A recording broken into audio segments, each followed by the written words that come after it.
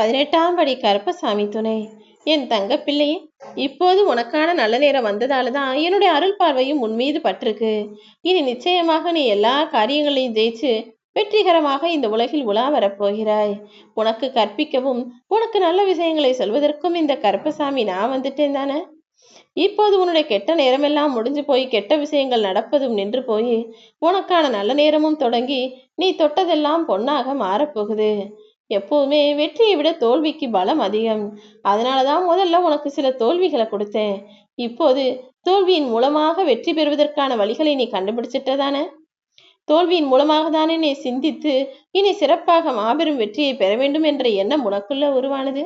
இனி நிச்சயமாக இப்படி சிறப்பாக சிந்தனை செய்து வாழ நினைக்கும் முன்னை ஒருபோதும் தோற்று போக விடமாட்டேன். இனி உன் வாழ்க்கை நல்லதாகவே இருக்கும்.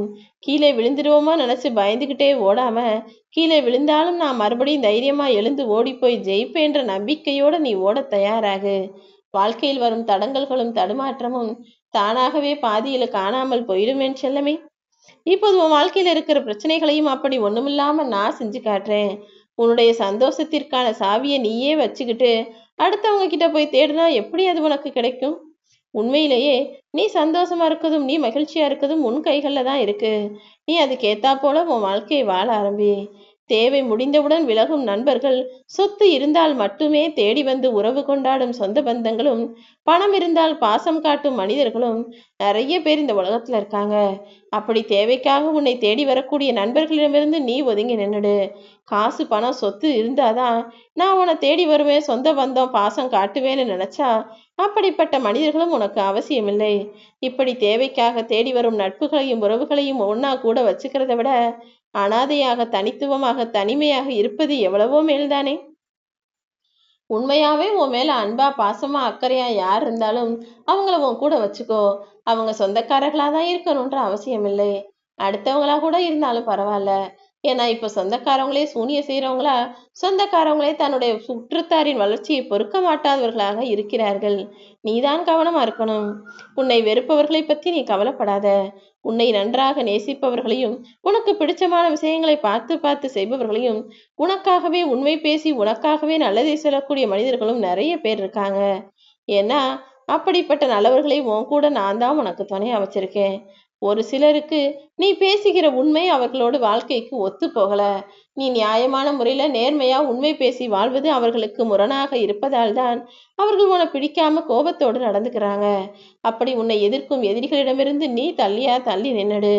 எந்த கஷ்டமும் இல்லாமல் வாழ்றதுல பெரிய விஷயமே இல்லை. எல்லா கஷ்டங்களையும் சமாளிச்சு வாழ்வதுதானே சிறப்பு. நீயும் அப்படி இப்போது எல்லா கஷ்டங்களையும் சமாளிச்சுக்கிட்டு வாழ்ந்துகிட்டு இருக்கும்போது நிச்சயமாக உன் வாழ்க்கையை நான் அழகானதாக அமைச்சு தருவேன். நீ எதுக்காகவும் கவலைப்படாத.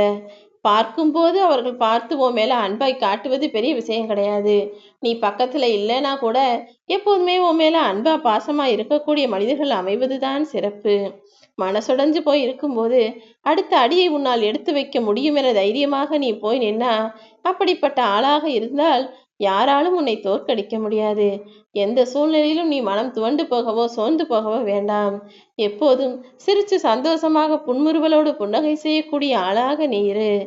நீ எப்படியோ சிரிப்பையே அடக்க முடியாம சிரிச்சு சிரிச்சு விழுந்து விழுந்து சிரிச்சு வாழ்ந்த வாழ்நாட்கள் எல்லாம் இப்போது முடிஞ்சு போன மாதிரி இப்போதெல்லாம் வலியும் வேதனையும் தானே உனக்குள்ள இருக்கு. எல்லாம் எனக்கு தெரியும். கவலை கொள்ளாதே என் செல்லமே. அப்போல்லாம் சிரிப்பை அடக்க முடியாம விழுந்து விழுந்து சிரிச்சனே, இப்போ எவ்வளவோ வலியையும் வேதனையும் மனசுக்குள்ள அடக்கி வச்சுக்கிட்டு அழ முடியாம கஷ்டப்படுறதும் எனக்கு தெரியும். கூடிய சீக்கிரமே உனக்கான வெற்றியை நான் தர்றேன். வெற்றி பெறுவது எப்படி என்று யோசிப்பதை விட தோல்வி அடைஞ்சது எப்படின்னு யோசிச்சு பாரு.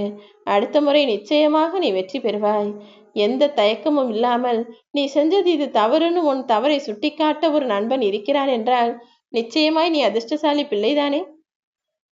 அப்படி உனக்கான நல்லதை கெட்டதை எடுத்து சொல்லக்கூடிய ஒரு நல்ல நட்பையும் உறவையும் உன் பக்கத்திலேயே வச்சுக்கிட்டினா உன் வாழ்க்கை நிச்சயமாக மாறும். ஆனா ஒரே நாள்ல உன் வாழ்க்கை மாறிடாது. ஆனா கொஞ்சம் கொஞ்சமா நிச்சயமாக மாறும். நிரந்தரமில்லாத ஒரு விஷயத்துக்காக ஆசைப்பட்டு நிம்மதி இழந்து நீ தவிப்பதை விட எது நிரந்தரமோ எது உனக்கான நல்லதோ எது உன் வாழ்க்கைக்கு நிம்மதி தருமோ அதை என்கிட்ட கேட்டு நில்லு. உனக்காக உன்னை காத்து கொண்டிருக்கும் இந்த கருப்பசாமி நீ எதிர்பார்த்து கொண்டிருக்கும் எல்லா விஷயங்களையும் உனக்கு தருவேன். இருக்கேன். உன்கிட்ட என்ன இருக்குன்னு இந்த மனிதர்கள் பார்க்க மாட்டாங்க. எது இல்லைன்றதை தெரிஞ்சுக்கிட்டு அதன் மூலமாக உன்னை பலவீனப்படுத்தி கேலி பேசுவதில் தான் இந்த உலகம் ரொம்ப அக்கறையா இருக்கு.